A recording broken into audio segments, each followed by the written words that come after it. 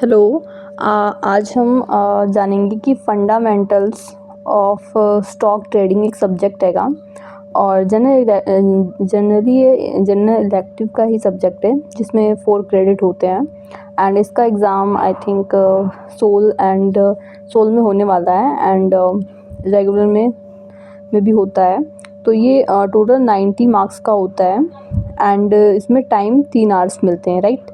और इस बुक में टोटल चैप्टर 9 है। बट अगर अभी जैसे कि एग्ज़ाम आने वाले हैं तो मतलब हमें इम्पॉर्टेंट करना चाहिए, बिकॉज हम 9 चैप्टर्स को यानी पूरी बुक्स को एक दिन में हम या कुछ समय में कंप्लीट नहीं कर सकते। तो हमें स्मार्टली काम करना चाहिए पास होने के लिए। एंड इसके पासिंग मार्क्स अगर 90 मार्क्स का एग्ज़ाम होता है तो इसकी वेटेज 75 होती है एंड 75 इसकी वेटेज होती है। और हमारा जो इंटरनल होता है वो होता है 70 मार्क का 70 का एंड इंटरनल असेसमेंट जो होता है इन सोल की बात कर रही हूँ, सोल की। रेगुलर में तो 75 की वेटेज होती है एंड 25 नंबर उनका जो भी प्रैक्टिकल वगैरह का होता है। पर सोल में इंटरनल असेसमेंट होता है जो कि 70 मार्क्स का होता है और 25 इसकी वेटेज होती है। मीन्स इन दोनों को टोटल करेंगे तो 100 बन जाएंगे। देखिए, तो मान लो अगर आपके फंडामेंटल स्टॉक ट्रेडिंग में 25 मार्क्स पूरे आ गए, देन आपको ओनली 90 में से 18 लाने हैं एंड 75 में से 15 लाने हैं, क्योंकि जो पासिंग के लिए क्राइटेरिया है वो 40% ओवरऑल है, राइट। तो आज हम इसके इम्पॉर्टेंट क्वेश्चन देखेंगे एंड चैप्टर वाइज जो कि इम्पॉर्टेंट हो सकते हैं एग्ज़ाम में आने के। हम प्लानिंग करेंगे कैसे हम पास कर सकते हैं, राइट। तो सबसे पहले ये सारे इम्पॉर्टेंट क्वेश्चन प्रीवियस ईयर के क्वेश्चन पेपर से हैं, तो आप देख सकते हैं। पहला क्वेश्चन ये है, हमें टोटल 5 क्वेश्चन मिलेंगे एंड उनमें इंटरनल चॉइस होगी, राइट। और हर क्वेश्चन 80 मार्क्स का होगा। एंड देन आप ये देख सकते हैं कि जो पहला क्वेश्चन है, दूसरा क्वेश्चन, इसमें चैप्टर वाइज मैंने डिवाइड कर रखा है। जैसे कि आप देख सकते हैं कि जो पहला और दूसरा पहले क्वेश्चन में जो इंटरनल चॉइस एंड उसका क्वेश्चन होते हैं वो जनरली चैप्टर 1 एंड 2 से आते हैं। मीन्स आप ये प्लानिंग कर सकते हैं कि आप इनमें से मतलब एक या दो चैप्टर में से किसी एक चैप्टर को करके आप इनको कर सकते हैं या इनको कर सकते हैं, मतलब पास होने का काम कर सकते हैं। आपको ज़रूरी नहीं है कि 9 चैप्टर ही आप पढ़ें, राइट। तो जनरली जो पहला क्वेश्चन होता है वो पहले और दूसरे चैप्टर से आता है एंड जो सेकंड क्वेश्चन होता है वो जनरली 3 से 4 मतलब तीसरे या चौथे चैप्टर में से आता है। एंड वैसे ही हम तीसरे क्वेश्चन को देखें तो चैप्टर 5 एंड 6 से आता है एंड मतलब क्वेश्चन 4 को देखें तो ये जनरली 7, 8 एंड 9 से आता है।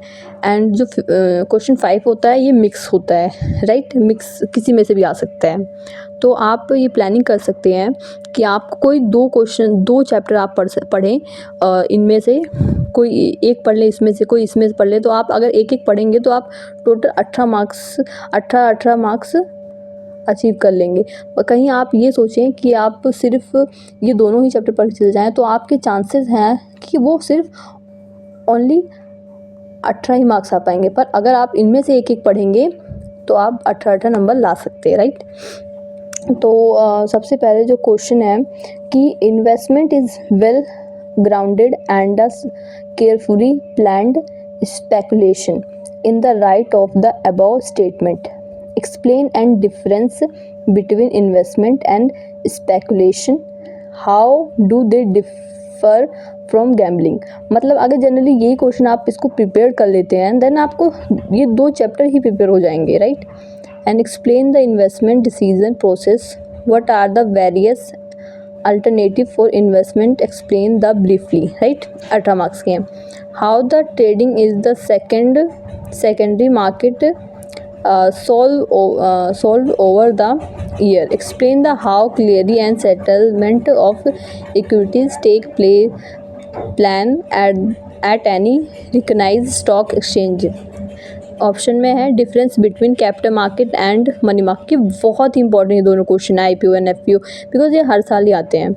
And describe the order working in order online stock trading, how can an order be cancel modify in online trading, और मैं explain the concept of bid price and ask price in detail, what is big ask price, what is crystal mutual fund ranking decision, various parameter consider for ranking online along with the suitable example, explain the following briefly, NAV, exit load and entry load, ये भी again important है, exchange trade fund.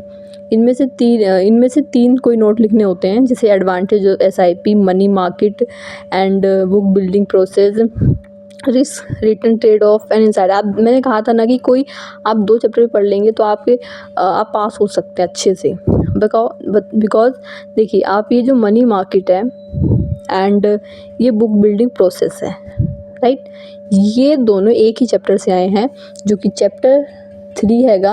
और इस chapter 3 को आप complete करते हैं, then आप यहाँ से भी 18 मार्क्स ले जाएंगे, ये भी वहीं से आया है, ये दोनों एंड ये दोनों भी, तो आप ईज़िली पास हो सकते हैं। एंड हम इम्पॉर्टेंट क्वेश्चन देखते हैं। ये भी हमें एक दूसरे पेपर में आया था,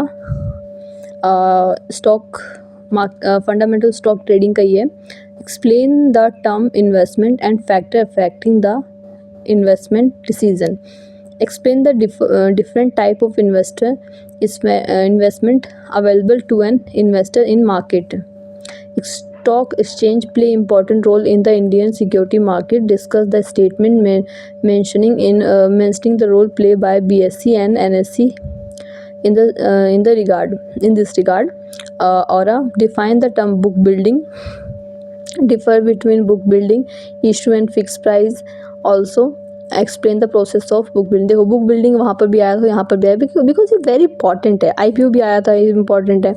define the how does the stock loss and order place cap on loss possible for an open trade position, मतलब illustrate with an example, difference between आ गया limit order, market order, stop order और stop loss order.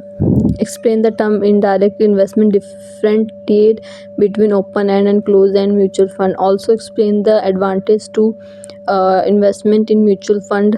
What do you mean by NAV, net asset value of a mutual fund? How can it calculate? Explain the suitable example. Write note any IPO, LIP, active investment vs passive investment, risk return trade off, internet trading, right? That's all.